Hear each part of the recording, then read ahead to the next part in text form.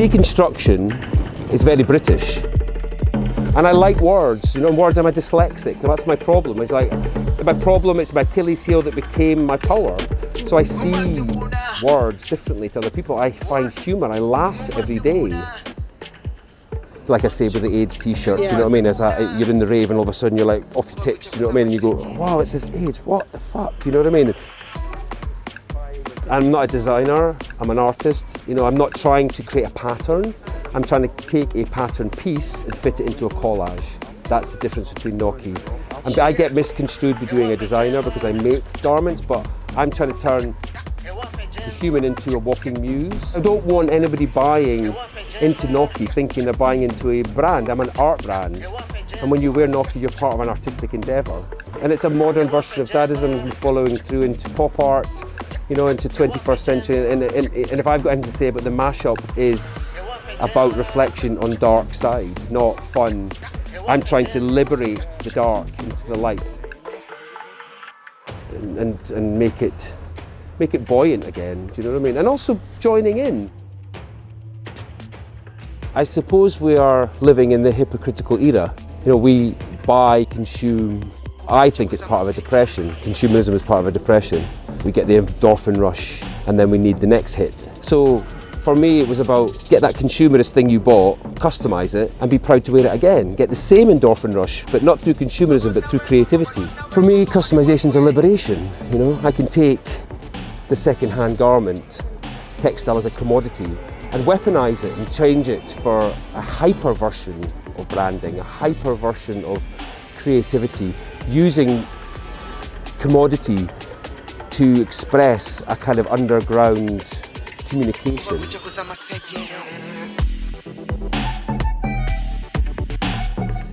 Humanity is being played out to its genetic, you know, intention. We are destructive people, you know. We are, you know, jealous, we're hypocritical, we're angry, you know what I mean? But we also love, have empathy, you know what I mean? So I suppose Noki, I try and put empathy into my work, you know, and play the game, the destructive game, but be positive with it. I'm in a, you know, oxymoron, that kind of thing. I'm really trying to find, and at the same time, you know, I get the street, I get its anger, you know, I get the front up. If somebody bugs me, I'll fucking have them, do you know what I mean? And I hope to God they don't knife me, do you know what I mean? But we live that every day, you know? And when I teach my students, you know, you really have to watch what you let yourself absorb and then try and project out. Somebody harder, somebody faster, somebody more angry, more in tune with what you are projecting will hammer you, you know what I mean?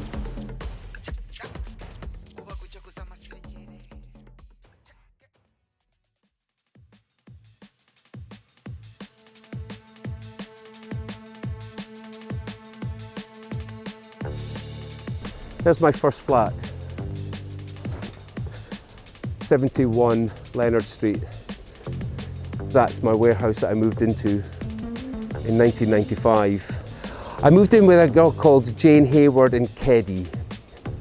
So the three of us lived in there. We were from art school together there, 95. It was the dead zone, nothing was here. In fact, it was when Gilbert and George used to still eat in the cafe around the corner. Because Jane was really art fart, she knew her stuff, so we used to go to that cafe and basically predatory on them and sit there and have, you know, food while they were sitting, because they would always turn up at a specific time. And we were just in awe, be living in space. So I went to a club in Hoxton Square and I knocked on the front door, and the DJ Jules Butterfield literally opened the door and went, "Can I help you?" And I went, "Yeah, I've been advised to come and ask if there's a job going." And he was like, "Right." A mate of mine from Brighton, he's supposed to come up. I went, "Oh yeah, no problem, get in the van and help me get the booze for this evening." And that's how I got my first job. Because I could just see, sort of like in the 90s, everybody was just conforming. And you know, the t-shirt didn't become a function, it became a projection of, I'm an Adidas head, I'm a Nike head. You know what I mean? This aggressive kind of marketeering.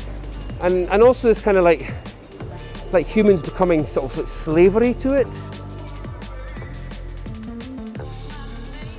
Everybody's got their chance in London. You arrive, you're young, and you will literally get burnt up. You know, it doesn't last very long. You get a candle to hold, you light it, and you try and see your way through the darkness of London. Eventually that candle will run out, or somebody will come along and flick your light out. My light was flicked out, my candle burnt out, but I had evolved Noki. Noki was starting to get recognition. You know, David Sims had photographed Giselle at the age of 16 in ID in a Champion customized t-shirt. That's when everybody was a bit like, oh, Noki's not gone mad. That building there, so I walked around the corner and I had to find Hoxton Square, so I didn't really know the area. And that's where the Blue Note is, the orange building at the far end.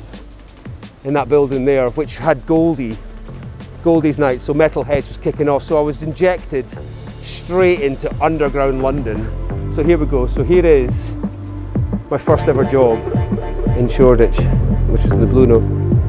The Bricklayer's Arms, which is here. 5 Leonard Street. We literally worked night and day with Louis to build what was called the Dragon Bar, which is a legendary. On that floor there was a gallery and it was called This Way Up. And the This Way Up gallery was run by Justin, non-profit whatsoever. Such a generous man, and his art name was Dr. Agon. I want to be so subversive.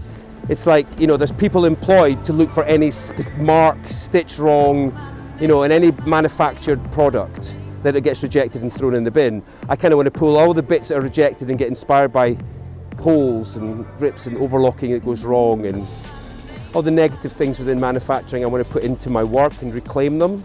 And it's like an artist's intention. It's like Lucio Fontana is one of my favourite ever artists. The way he slashed and cut and stabbed his canvases to question even his own painting fraternity. Why are you painting? Who are you painting for? And what are you painting? You know what I mean? That kind of stuff. It's like, why are you wearing this brand? What are you doing it for? And what's your intention, you know? So it's the same similar kind of ethos. So every time I cut, it's like a liberation. It's literally,